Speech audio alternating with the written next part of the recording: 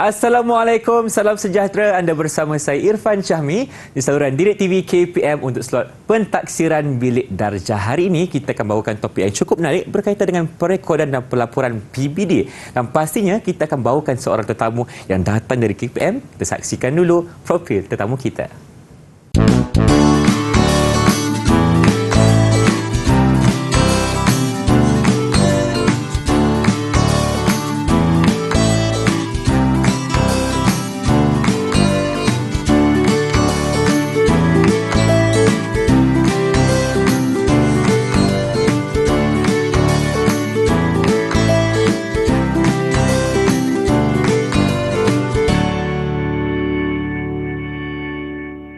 Baik, itulah dia profil tetamu yang Irfan katakan tadi. Kita persilakan Puan Nur Aliza Nordin, Penolong Pengarah Sektor Dasar dan Pendidikan Kurikulum, Bahagian Pembangunan Kurikulum, Kementerian Pendidikan Malaysia. Assalamualaikum Puan, apa khabar? Assalamualaikum. Sihat ya? Alhamdulillah. Terima kasih kerana bersama Irfan hari ini untuk slot PBD kita. Dan pastinya kita akan ditemani oleh seorang jurubahasa isyarat. Irfan perkenalkan dulu, Cikgu Azliana Mashuri dari SK Pendidikan Khas Jalan Batu B, Kuala Lumpur. Cikgu, apa khabar? Alhamdulillah, terima kasih kerana setia bersama kami untuk slot PBD hari ini. Seperti yang Irfan katakan tadi, kita akan membicarakan, mengenengahkan isu berkaitan dengan perekodan dan pelaporan PBD yang akan dilaksanakan oleh guru-guru di sekolah mereka. Tanpa melengahkan masa, jom kita mulakan Puan. Terima kasih Irfan. Assalamualaikum dan salam sejahtera. Okey, pada hari ini saya akan berkongsi sedikit berkaitan dengan perekodan dan pelaporan bilik darjah, pentaksiran bilik darjah, okey, ataupun singkatannya adalah PBD. Okey. Alright, ada beberapa perkara yang kita akan tunjukkan pada hari ini, kita akan kongsikan hari ini, iaitu yang pertama kita merekod perkembangan murid, yang kedua perekodan dan pelaporan PBD, yang ketiga sistem bersepadu Kementerian Pendidikan Malaysia, yang keempat sistem pengurusan identiti ataupun IDMI, dan yang kelima sistem pengurusan pentaksiran bersepadu SPPB singkatannya. Okey. Baik, sebelum kita pergi kepada yang pertama iaitu merekod perkembangan murid, suka untuk kita imbas kembali berkaitan dengan pelaksanaan pentaksiran bilik darjah ni Irfan. Okey. Pentaksiran bilik darjah ni dia mesti berlaku secara seiring berurusan dengan pembelajaran dan juga pengajaran iaitu PDP. Okey. Semasa guru merancang PDP itu, guru dah sepatutnya merancang sekali dengan kaedah pentaksiran. Okey, dan semasa guru melaksanakan pentaksiran, mentaksir murid, guru-guru boleh menggunakan beberapa kaedah sebenarnya, iaitu secara lisan, secara bertulis, secara pemerhatian, atau cikgu-cikgu boleh juga menggabungkan mana-mana kaedah yang saya sebutkan tadi. Baik. Okey, alright. Seterusnya kita pergi kepada yang pertama, iaitu merekod dan menganalisis penguasaan murid.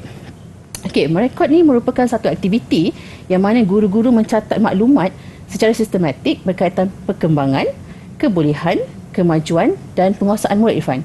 Okey, aktiviti merekod ini dilakukan oleh guru secara berterusan sepanjang sesi PDP itu.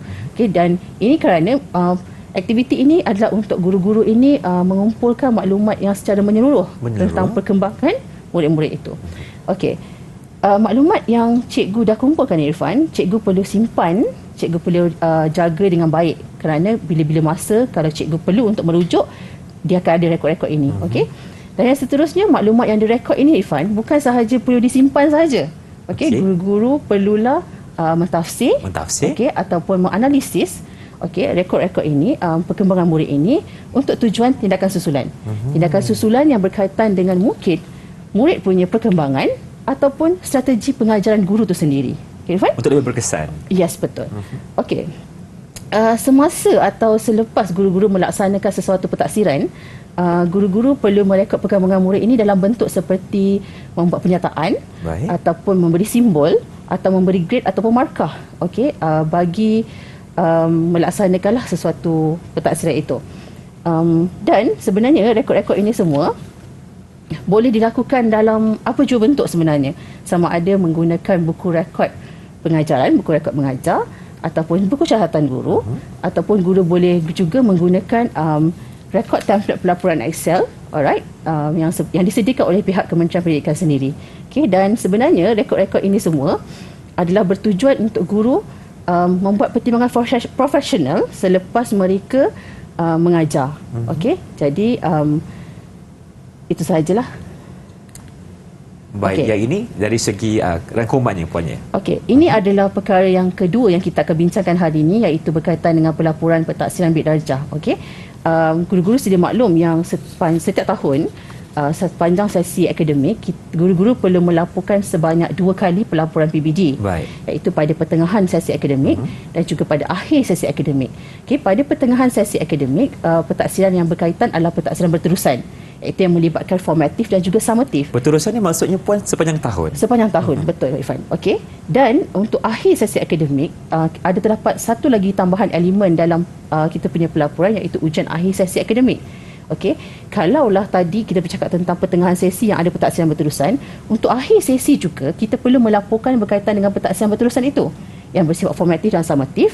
Juga ada ujian akhir sesi akademik yang totally berkaitan dengan summatif sahaja. Okey. Dan untuk pentaksiran berterusan, dia melibatkan semua murid daripada tahun 1 sehingga ke tingkatan 5. Menengah atas.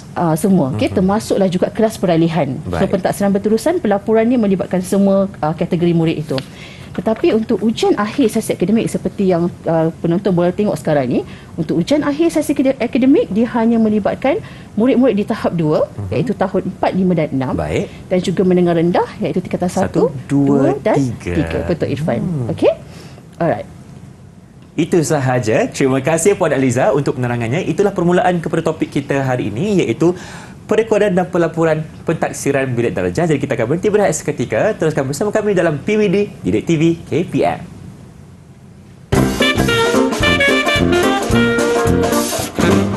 Kembali menyaksikan pentaksiran bilik darjah Didik TV KPM bersama saya pengacara anda Irfan Syamid dan Puan Aliza di sini berkongsi kepada anda semua, terutamanya guru, tentang perekodan dan juga pelaporan PBD. Dan untuk segmen kali ini kita akan ketengahkan lagi tentang ini, bermula dengan sistem bersepadu KPM. Mungkin ada yang masih tertanya-tanya apakah ia sebenarnya. Puan, sila jelaskan. Terima kasih Irfan. Betul seperti Irfan cakap, mungkin ada di kalangan guru yang masih belum lagi mendapat pendedahan berkaitan dengan ini. Dan sebenarnya Kementerian Pendidikan Malaysia sentiasa memberikan satu yang terbaik untuk guru-guru kita. Jadi KPM telah menyediakan satu sistem bersepadu, iaitu sistem bersepadu KPM, ataupun dia ada nama dalam bahasa Inggeris, sebab akronim ni dalam bahasa Inggeris, iaitu MOIS. MOEIS. Okey. Malaysia. Dan dalam MOIS ini, dalam sistem bersepadu KPM ni, digabungkan ada 4 sistem. 4 sistem. Okey, seperti yang kita dapat lihat sekarang ni, iaitu sistem murid, sistem guru, sistem institusi dan juga sistem pentaksiran. Jadi hari ini saya akan fokuskan terus kepada sistem pentaksiran sahaja. Okey Irfan? Baik, Cik. Okey. Bila kita dah tahu pasal sistem bersepadu KPM, sama juga macam kita nak login dalam mana-mana aplikasi dan sistem, kita perlu ada satu pintu masuk dia. Pintu masuk. Okey, betul. jadi kita ada satu pintu masuk, iaitu sistem pengurusan identiti, atau singkatannya adalah IDMI. IDMI. Okey, jadi ini adalah sistem pengurusan identiti IDMI yang mana guru-guru perlu mendaftar dulu sebagai pengguna dalam IDMI ini. Okey, jadi pada guru-guru yang masih belum lagi mendaftar sebagai pengguna IDMI, guru-guru boleh pergi ke laman web yang telah tertera di kaca TV ini. Okey, dan jika sekiranya terdapat apa-apa, ya Irfan, masalah yang berkaitan dengan IDMI ini, Mungkin susah nak akses ke kan? Betul, semasa pendaftaran ke, susah nak akses dan sebagainya, guru-guru bolehlah emailkan kepada isd@moe.gov.my. Baik, kenapa pentingnya untuk guru-guru mendaftar masuk ke aplikasi ini? Okey, sebelum guru-guru nak menggunakan sistem pentaksiran yang saya tunjukkan tadi sebelum ini, guru-guru perlu mendaftar. Macam saya cakap tadi, ini pintu masuk. Jadi bila ini pintu masuk, tak ada pintu masuk, kita tak boleh nak masuk. Jadi Betul. sebelum cikgu boleh mengakses lebih lanjut ke dalam sistem pengurusan pentaksiran bersepadu, dia perlu dulu mendaftar sebagai pengguna dalam IDMI. Baik. Okey. Dan ini adalah 13 pentaksiran yang terdapat di dalam sistem pengurusan pentaksiran bersepadu. Dekat bawah tu saya saja highlightkan sebenarnya Irfan, sistem pentaksiran sebenarnya. Okey. Kenapa? Dalam sistem pentaksiran ni ada 13 pentaksiran yang terlibat. Baik. Okey, jadi dalam 13 ini, hari ini kita akan membincangkan secara lebih mendalam sedikit tentang pentaksiran bilik darjah. Okey, yang lain-lain tu nanti kita akan bincang di platform yang lain. Kita akan sentuh yang kedua Puan ya? Betul. Okey, so untuk yang itu saja Irfan. Baik, terima kasih. Itulah dia sistem pengurusan pentaksiran bersepadu SPPB yang mana kita akan memfokuskan kepada bagaimana PBD itu dijalankan di sekolah, dan kepada guru-guru di Malaysia khususnya, anda perlu masuki pintu masuk terlebih dahulu. Betul, untuk mengakses lebih lanjut tentang PBD. Baik, saya nak tanya lagi, sekiranya ada guru-guru yang mungkin terlepas pandang perkara ini kan, maksudnya guru-guru itu tidak dapat mengakses kepada tahap yang lebih mendalam. Jadi apa yang Puan boleh sarankan kepada mereka? Macam yang saya tunjukkan tadi sebentar tadi, guru-guru boleh pergi ke boleh hantar email kepada email yang telah tertera tadi sini untuk menulis report lah, aduan dan sebagainya yang berkaitan dengan masalah yang berkaitan dengan IDMI itu. Baik. Apa yang akan berlaku sekiranya memang guru tadi tak tahu langsung mengenai IDMI ni dan juga mungkin kurang cakna tentang perkembangan pendidikan negara kita? Jadi apa yang boleh Puan corkan kepada pendidik di Malaysia? Okey, jika guru-guru masih lagi tak jelas dan sebagainya, guru-guru boleh merujuk kepada pejabat pendidikan Malaysia daerah masing-masing. Baik. Ataupun guru-guru boleh juga pergi merujuk kepada Jabatan Pendidikan Negeri, sebab kita ada sebenarnya pentadbir-pentadbir yang menguruskan sistem-sistem ini di peringkat jabatan dan juga di peringkat PPD. Terima kasih Puan. Jelaslah bahawa setiap pendidik di Malaysia, terutamanya guru-guru kita, semestinya harus masuki pintu masuk terlebih dahulu sebelum melakukan PBD di sekolah mereka. Terima kasih Puan. Kita akan berhenti berehat seketika. Teruskan bersama kami dalam PBD di TV KPM. Jangan ke mana-mana.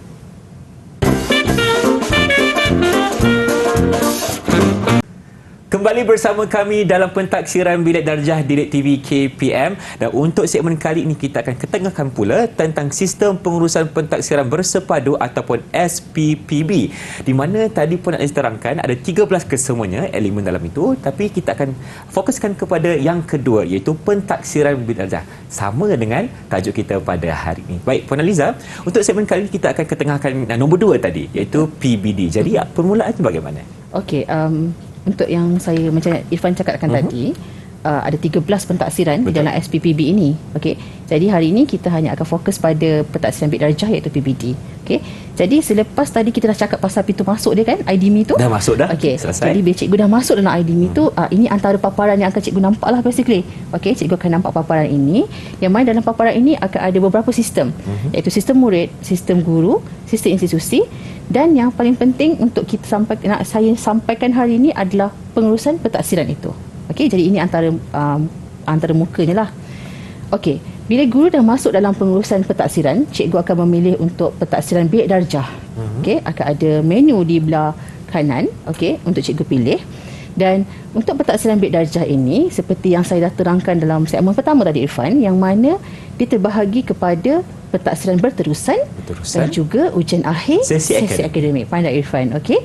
Jadi untuk guru-guru memasukkan data tahap penguasaan dalam sistem pentaksiran ini, okey, PBD basically, akan ada beberapa aktiviti lah sepanjang tahun. Jadi aktiviti yang kita boleh nampak sekarang ni adalah pentaksiran berterusan untuk akhir sesi akademik dan juga pentaksiran berterusan pertengahan sesi akademik, iaitu pada sesi akademik akan datang. Okey Irfan. Dan yang akan datang nanti kita ada juga ujian akhir sesi akademik. Alright. Okey, di sini ini adalah di mana guru-guru perlu mengisi tahap penguasaan murid itu. Ini contohnya ya. Ini contoh, okey, ini contoh sahaja. Yeah. Alright. Tahap penguasaan murid itu untuk kalau yang ini saya bagi contoh pentaksiran berterusan untuk akhir sesi akademik. Kalau kita tengok pada aktiviti yang ada di situ, pentaksiran berterusan akhir sesi akademik. Selepas guru kan tadi masa awal saya dah cerita tentang merekod, dia simpan rekod dia buat pertimbangan profesional dia, okey. Jadi ini adalah masa di mana dia akan meletakkan satu tahap penguasaan, menentukan satu tahap penguasaan untuk murid dia. Okay, untuk semua mata pelajaran, untuk semua tahap tingkatan daripada tahun 1 sehingga tingkatan 5, termasuk kelas peralihan Irfan. Okey, jadi kita tahu, guru-guru tahu yang tahap penguasaan ada 1 sehingga 6 Irfan. 1 hingga 6 betul. TP 1 sehingga TP 6. Okey, jadi ada beberapa penambahbaikan sebenarnya, kerana sebelum ni guru-guru mengisi ataupun membuat pelaporan PBD ini menggunakan template pelaporan Excel offline yang disediakan oleh pihak Kementerian Pendidikan. Saya dah tunjuk tadi masa segmen pertama. Okey, tapi ada beberapa penambahbaikan yang kita lakukan dalam sistem ini, yang mana dari segi ulasan guru itu, Ulasan guru itu akan didatangkan sekali dengan cadangan intervensi. Dan juga guru perlu menentukan juga usaha murid, Irfan. Usaha murid. Yes, okay. Bagaimana seseorang guru itu ingin tahu bagaimanakah usaha murid itu sebenarnya? Okey, bila cikgu ni dia hari-hari mengajar dalam kelas, Irfan, dia bersama dengan anak murid dia hari-hari. Kenal anak murid dia macam mana? Kenal anak murid dia sebab kadang-kadang ada pelajar yang kadang dia punya perkembangan itu mungkin agak lambat. Betul. Tetapi guru tahu yang usaha murid dia mungkin agak tinggi. Dia seorang yang rajin, betul. Dia suka bertanya. Okey, jadi di situ guru-guru akan ada 4 sebenarnya dia punya tahap sebenarnya, iaitu rendah, tinggi, sangat tinggi. Okey, Irfan. Okey, itu yang kedua. Baik. Okey, yang ini adalah bahagian ulasan guru, Irfan. Okey, untuk ulasan guru ni kami menyediakan beberapa cadangan sebenarnya. Cadangan ulasan yang guru mungkin boleh guna. Okey. Ada 30 mengikut 30 cadangan. 30 cadangan, tetapi kita pecahkan cadangan itu mengikut kategori. Baik. Tetapi perlu diingat yang kategori ini kita tak adalah mappingkan dia, kita tak ada petakan dia dengan mana-mana tahap penguasaan. Tidak. Oh, okey. Itu bergantung pada guru tu sendiri. Okey? Untuk menggunakan yang mana satu daripada 30 cadangan tadi itu kepada tahap penguasaan yang yang terlibatlah. Ya, okey, maksudnya di situ cadangan itu akan diberikan oleh pihak KPM dalam website ini. Betul. Tapi soalan saya kepada Puan Sukarani, adakah guru-guru hanya perlu menggunakan cadangan yang diberi ataupun boleh membuat ulasan sendiri? Okey, bagus soalan tu. Sebenarnya ulasan ni memang kita dah sediakan dalam 30 cadangan seperti itu dalam ikut kategori. Tetapi guru-guru memang dia kenal anak murid dia. Mungkin dia nak buat ayat yang lebih dekat dengan anak murid dia. Tak semestinya apa yang kita cadangkan dalam ni sesuai dengan anak murid dia. Mungkin dia nak ubah, mungkin dia nak tambah baik, boleh. Cikgu boleh pilih, maybe cikgu pilih satu. Okey. Mungkin apa boleh bacakan contoh pertama? Murid menunjukkan prestasi yang semakin meningkat dalam kebanyakan mata pelajaran. Okey, tapi mungkin cikgu nak tambah lagi ayat tu. Nak bagi sedap sikit. Nak bagi sedap lagi, macam yang lebih dekat. Sebab kenapa, Irfan? Yang penting kenapa? Pelaporan ini adalah untuk ibu bapa. Jadi ibu bapa mesti tengok macam mana perkembangan anak dia. Okey, jadi selain daripada dia memilih daripada ulasan-ulasan yang kita sediakan ni, dia masih boleh juga buat ayat dia sendiri. Kalau misal katanya dia nak ambil yang kedua ni, murid menepati tempoh masa yang diberikan untuk menyelesaikan tugas yang diberi dengan teliti dan bijaksana. Mungkin dia boleh tambah lagi. Dia mungkin boleh tambah kat tengah-tengah, tak ada masalah. Okey, ulasan itu bersifat kita panggil dia doable. Okey, dia boleh ubah macam tu. Okey, Irfan? Maksudnya lebih dekat dengan anak-anak. Yalah, sebab kita nak memberikan suntikan motivasi dan semangat. Jadi kita perlu dekat dengan hati mereka. Betul, Irfan. Good.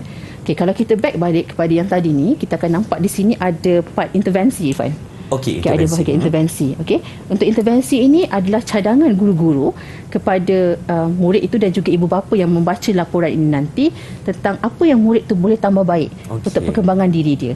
Jadi ulasan tadi dan intervensi ini adalah berbeza? Dia berbeza tetapi di dalam satu part yang sama, bahagian yang sama. Okey, jadi soalan saya, adakah seorang guru itu perlu meletakkan cadangan intervensi ini kepada semua murid ataupun bagaimana? Okey, intervensi ni kalau ikutkan pelajar yang misal katanya murid-murid daripada TP1. TP1, okey. TP1, TP2, TP3, TP4 kita tahu memang dia boleh lagi. Dia boleh meningkatkan lagi diri dia, dia boleh meningkatkan lagi perkembangan dia. Tapi mungkin cikgu perlulah letakkan cadangan. Mungkin kalau murid tu perlu lebih banyakkan membaca, banyak tanya mungkin banyak latihan lagi kalau dalam matematik dan sebagainya. Tapi kalau misal kata TP 5 dan TP 6, TP 5 dan 6 ni basically student murid dah memang bagus, dah hampir cemerlang. Jadi mungkin untuk TP 6 mungkin cikgu tak nak dah bagi cadangan intervensi sebab murid tu mungkin dah jadi murid contoh dah basically. Okey, so tak perlulah letak kat situ. Tak perlu meletakkan cadangan intervensi dekat situ untuk murid yang ada TP6. Yes, betul. Tapi kalau cikgu rasa murid tu masih lagi boleh ke depan lagi, betul, dia boleh ke depan lagi, boleh isi juga untuk bahagian cadangan intervensi. Okey, terima kasih. Alright, lepas tu kita ada part yang seterusnya iaitu usaha murid, Irfan. Usaha murid, ya. Yang tadi kita dah bincangkan tentang usaha murid itu, dan hujung tu kita ada status kan, Irfan? Status. Okey, sedang ditaksi dan juga ditaksi. Mungkin Puan menjelaskan kenapa ada perbezaan di situ. Okey, yang status ini merujuk kepada adakah murid itu boleh ditaksi ataupun tidak, ataupun murid itu dah ditaksi ke tidak. Kalau misal kata murid itu cikgu dah selesai mentaksi dia, cikgu rasa dah tak perlu dah ada apa-apa lagi, so cikgu boleh letaklah ditaksi. Sedang ditaksi tu mungkin cikgu nak tambah baik lagi. Dalam proses lagi, cikgu masih lagi nak melatih murid itu dan sebagainya, macam tu. Okey, Faham? itulah status yang berbeza. Sedang ditaksi maksudnya murid itu dalam proses ditaksi oleh guru-gurunya. Betul, Okey, jadi mungkin ada penambahbaikan yang akan berlaku, tetapi kalau murid itu ditaksi, maksudnya sudah selesai proses tersebut. Okey, alright. Okey, fine. Yang seterusnya tadi kita dah bincang yang ini. Cadangan. Okey, yang ini adalah untuk aktiviti yang kedua. Kalau tengok di sini Irfan, ini adalah untuk ujian akhir sesi akademik Irfan. Okey, untuk ujian akhir sesi akademik ini, cikgu-cikgu hanya perlu memasukkan skor Okey, ke dalam sistem ini. Okey? Baik. Hanya masukkan skor sahaja. Tetapi di akhir nanti, semasa part pelaporan, di bahagian pelaporan nanti, ya guru-guru akan nampak tahap penguasaan murid. Okey. Skor itu akan dipetakan dengan skala yang telah disediakan mengikut tahun dan juga mata pelajaran. Maksudnya, okey. untuk skor ni nanti, Ya. bukan bererti bahasa Melayu dan bahasa Inggeris tu sama dia punya mapping dia tu, petaan dia tu tak sama. Okey. Jadi dia bergantung kepada skala yang ada dah dalam sistem ni. Okey, dia akan change sendiri. Okey. Okey. Mungkin ada Alright. sistem yang tersendirilah maksudnya. Betul, dia ada skala dia. Markah itu akan dijadikan dalam bentuk Tahap penguasaan. Tahap penguasaan. Daripada TP1 sampai TP6. TP6. Okey, good Irfan. Okey. Yang seterusnya, okey, ini adalah bahagian pelaporan. Okey, sebelum tu saya reverse balik. Saya kembali balik tadi. Silakan. Untuk ujian akhir sesi akademik ini Irfan, macam yang saya dah terangkan di segmen pertama tadi, yang mana ujian akhir sesi akademik ini hanya untuk siapa Irfan? Hanya untuk tahap 2 dan juga menengah rendah. Betul Irfan. Very good Irfan. Nasib baik saya ingat lagi. Okey. Jadi untuk ujian akhir sesi akademik ini, kemasukan skor ini hanya melibatkan murid tahun 4, 5, 6 dan tingkatan 1, 2 dan 3 sahaja. Soalan saya, bagaimana pula dengan tahap 1 dan juga menengah atas? Okey, good. Tahap 1 dan juga menengah atas tadi, awal tadi kita ada cakap tentang pentaksiran berterusan. Betul. Okey, TP1 sampai TP6. Jadi mereka hanya ada itu sahaja. Okey. Itu sahaja yang cikgu perlu laporkan. Okey, tidak ada ujian akhir sesi akademik. Okey, Dan Irfan? untuk menengah atas mestilah ada SPM nanti, betul? Betul. Itu nanti itu adalah peperiksaan pusat lah basically. Pusat. Irfan. Okey. Terima kasih. Okey, dan yang terakhir sebenarnya untuk kita punya SPPB ini adalah bahagian pelaporan. Okey, sebenarnya cikgu-cikgu kita sebelum ni bila kita menggunakan template pelaporan yang di luar talian, menggunakan Excel pun lebih kurang begini juga. Cuma penambahbaikannya adalah dari segi tahap penguasaan untuk ujian akhir. Tadi kan saya terangkan pada Irfan, skor yang cikgu masukkan akan diubah menjadi tahap penguasaan. Okey. Dan ada penyataan dia, ulasan guru, kita cakap tentang cadangan intervensi tadi, dia akan masuk di bawah ulasan guru. Oh, okey. Akan letakkan di situ. Betul, dia akan masuk di bawah ulasan Senang guru. untuk ibu bapa dan juga murid itu membaca. Betul. Dan yang hujung sekali kita ada usaha murid. Di situlah di mana cikgu akan menetapkan bagaimana murid itu sepanjang dia mengajar murid itu untuk setahun itu. Wah, setahun. Okey, sekarang ni mungkin Puan boleh ceritakan kepada kita contoh yang diberikan dalam skrin ini. Bagaimana sebenarnya untuk kita meletakkan tahap penguasaan untuk murid-murid di mungkin TP5 dan TP6. Mungkin Puan boleh bacakan? Okey. Kongsikan Jadi kepada kalau macam kat sini contohnya kita ada bahasa Melayu, guru-guru telah meletakkan TP6 kan? Okey, betul. Guru-guru hanya perlu masukkan TP ini dan penyataan ini akan dikeluarkan secara automatik. Automatik. Oh, tak perlu tayang tu. Tak Okey. perlu. So ini tak perlu. Dan sama juga dengan ujian akhir, cikgu masukkan skor tadi dekat page yang sebelum tadi. Nanti dia akan keluar TP yang dia dah petakan itu. Okey. Contohnya lah Puan, kalau TP5 ni markahnya berapa lah agak-agaknya? Macam saya cakap tadi, dia tak sama. Tak sama, betul. Dia tak sama. Petaannya berbeza. Pemetaan dia berbeza, Okey. skala dia berbeza. Baik. Dia tak sama untuk mana-mana tahun dan tingkatan, juga mata pelajaran Irfan. Okey, baik. Dan penyataan untuk ujian akhir ni juga akan keluar secara automatik. Oh, okey. Dia akan keluar sendiri. Okey. Dan ulasan guru Ulasan pula guru, bagaimana? apa yang cikgu dah tulis tadi, usaha murid di situ. Okey, itulah dia. Itu kita panggil pelaporan akhir lah. Betul. Okey, cikgu-cikgu jangan risau, guru jangan risau kerana semua manual pengguna untuk mengakses sistem ini ada disediakan oleh pihak kementerian dan kita akan muat naik di dalam ruangan pengumuman. Bila cikgu dah masuk dalam sistem ni nanti Irfan, cikgu akan nampak ada bahagian utama di sini, akan ada beberapa pengumuman. Di situ kita akan masukkan manual pengguna. Jadi cikgu boleh tengok manual pengguna tu daripada mula sampailah cikgu nak mencetak pelaporan itu. Ya, dah cetak itu maksudnya sudah selesai semua kerja. InsyaAllah selesai. InsyaAllah. Okey. Baik, terima kasih Puan. Mungkin sekarang ni Puan boleh berikan sedikit rumusan ringkas tentang topik kita dalam PBD hari ini. Okey, untuk PBD kita pada hari ini, apa yang kita nak tengok daripada awal tadi adalah merekod dan bagaimana guru melakukan pelaporan menggunakan sistem pengurusan pentaksiran berterusan ya Irfan. Okey, jadi untuk apa sahaja masalah yang berkaitan dengan SPPB basically kita boleh, guru-guru boleh hantarkan email kepada sistem meja perkhidmatan MUIS menerusi email yang tertera di skrin ini, Irfan. Dan saya suka untuk sarankan kepada guru-guru supaya mendaftar betul dalam pintu masuk tadi, iaitu IDMI. IDMI. Ya, terima kasih diucapkan kepada Puan Aliza Nordin, penolong pengarah sektor dasar dan penyelidikan kurikulum bahagian pembangunan kurikulum Kementerian Pendidikan Malaysia, datangnya ke sini berkongsi kepada kita bagaimana seorang guru itu perlu melakukan perekodan dan juga pelaporan PBD kepada murid-murid mereka. Dan terima kasih juga diucapkan kepada Cikgu Azliana Mashuri selaku jurubahasa syarikat kita untuk hari ini. InsyaAllah ada sedikit lagi dengan itu. Assalamualaikum dan salam sejahtera.